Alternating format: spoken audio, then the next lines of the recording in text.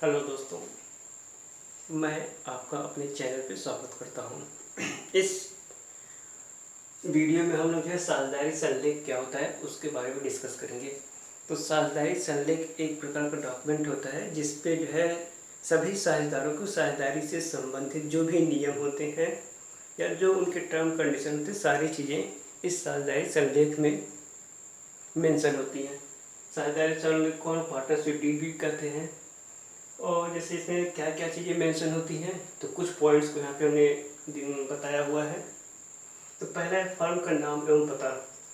कोई भी बिजनेस होगा उस बिजनेस का नाम होगा। वह बिजनेस कहीं भी जो है स्थापित की गई होगी तो उस फर्म का क्या नाम है, उसको कहाँ पे स्थापित है, वह फर्म किस टाइप का जो है बिजनेस करती है, ये सब सारी चीज़ें इस टॉपिक के अंतर्गत दिखाई जाती हैं। फिर साझेदारों के नाम पता, फर्म में कितने साझेदार हैं, सारे साझेदारों के नाम एवं पता, सारी डिटेल इस कॉलम में शो की जाती है। फिर तीसरा है पूंजी।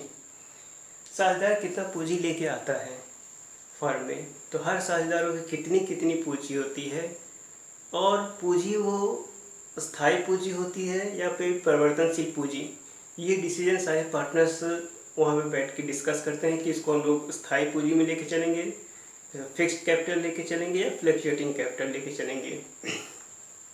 तो फिक्स्ड कैपिटल फ्लक्चुएटिंग कैपिटल क्या होता है आगे के वीडियो में इसको हम बताएंगे क्योंकि उसमें पूरे विस्तार से दिया हुआ है। फिर होता है आहरण। कभी कभी साझेदार जो है फर्म से अपने पर्सनल यूज़ के लिए या तो पैसा विड्रा कर लेते हैं या फिर गुड्स को भी वो विड्रा करते हैं। अब गुड्स को चूँकि बाहर से भी खरीद सकते हैं, लेकिन यहाँ पे क्या होता है कि फर्म में गुड्स कास्ट प्राइस पे आता है। तो जब फर्म में गुड्स कास्ट प्राइस पे आता है तो वो उनको जो है वहाँ से कास्ट प्राइस पे चीज़ें मिल जाती हैं और मार्केट में अगर वो लेने जाएंगे तो कोई भी व्यापारी उसमें अपना प्रॉफिट ऐड करके तभी लेगा।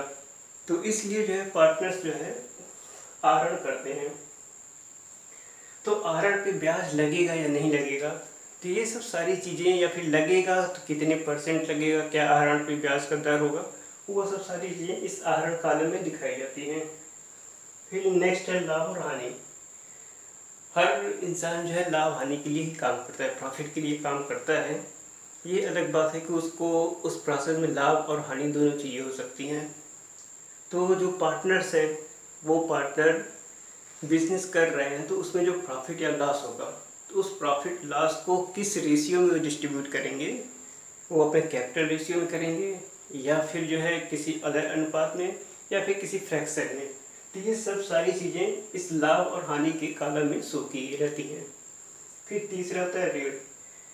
फर्म को कभी भी पैसे की अगर आवश्यकता पड़ जाती है तो बैंक से लोन लेने की जगह वो क्या करते हैं, अपने साझेदारों से ही बात करते हैं कि अगर आपके पास अतिरिक्त पैसा है तो आप इस फर्म में लगाइए या फिर हमें लोन दे दीजिए। तो उस लोन पे जो है साझेदारी फर्म उनको इंटरेस्ट या ब्याज देती है। तो ये ऋण साझेदारी से लेना है या नहीं लेना है तो कितने % पे लेना है, ये सब सारी डिटेल जो है इस ऋण के कॉलम में होते हैं। वेतन अथवा कमीशन। हर साझेदार को वेतन मिलेगा या कुछ को वेतन मिलेगा या फिर कुछ को कमीशन मिलेगा या कमीशन वेतन दोनों मिलेगा, ये सब सारी डिटेल्स जो है इस वेतन और कमीशन में होते हैं। क्योंकि कभी कभी कोई पार्टनर जो है वर्किंग पार्टनर होते हैं और कोई सिर्फ इन्वेस्टिंग पार्टनर होते हैं, तो उसी के अकॉर्डिंग जो है सैलरी और कमीशन की जो है डिसीजन यहाँ पे लिया जाता है। नए साझेदार का प्रवेश। फर्म में नए साझेदारों का भी प्रवेश होता रहता है। तो नए साझेदारों के प्रवेश के लिए क्या नियम होंगे, कैसे उनको फर्म में रखा जाएगा, क्योंकि नए साझेदारों को सभी साझेदारों की सहमति पर ही रखा जा सकता है। ऐसा नहीं कोई भी एक साझेदार जो है किसी को भी ला के फर्म में पार्टनर बना दें। तो किसी को भी फर्म में अगर पार्टनर बनाना है तो सभी साझेदारों का जो है सहमति जरूरी होता है। और नए साझेदार से संबंधित जितने भी नियम होंगे, क्या नियम फॉलो करने हैं, सब कुछ इसके अंतर्गत शो होता है। तो फिर अगला है अवकाश ग्रहण। तो जिस तरह नए साझेदार आते हैं उनके लिए नियम है। तो फिर कोई पार्टनर अगर रिटायर होता है या फिर फर्म को छोड़ के जाता है तो उसको उसकी पूंजी का कैसे निर्धारण किया जाएगा, उसको क्या चीज़ें किस रेशियो में कैसे दी जाएंगी, वो सब सारी चीज़ें जो है अवकाश ग्रहण के नियम पे होते हैं। इसके अलावा और सब चीज़ें होते हैं कि पार्टनर्स जो है जो भी अकाउंट्स हैं मेंटेन की जा रही हैं पार्टनरशिप फर्म में, उनको सभी लोग देख सकते हैं। फिर नए पार्टनर्स हो गए, कैसे अकाउंट देख सकते हैं, उनके दायित्वों के बारे में जो है पूरा डिटेल साझेदारी संलेख में होते हैं।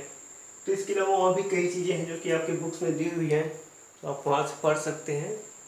उसके बाद फिर हमारा आता है साझेदारी संलेख की अनुपस्थिति में साझेदारी के नियम। साझेदारी संलेख में ये सारे नियम होते हैं।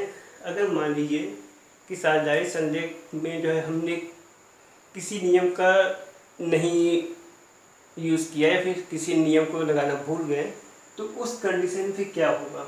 मान लीजिए कि आपने वेतन और पारिश्रमिक देना, यहाँ पे नहीं आपने उसको मेंशन किया कि वेतन या कमीशन देना है नहीं देना है, तो बाद में क्या होगा कि वेतन या पारिश्रमिक, तो साझेदारी संलेख की अनुपस्थिति के जो नियम है वो साझेदारी फर्म 1932 की धारा 12 से 17 के बीच में सारे नियम बताए गए हैं।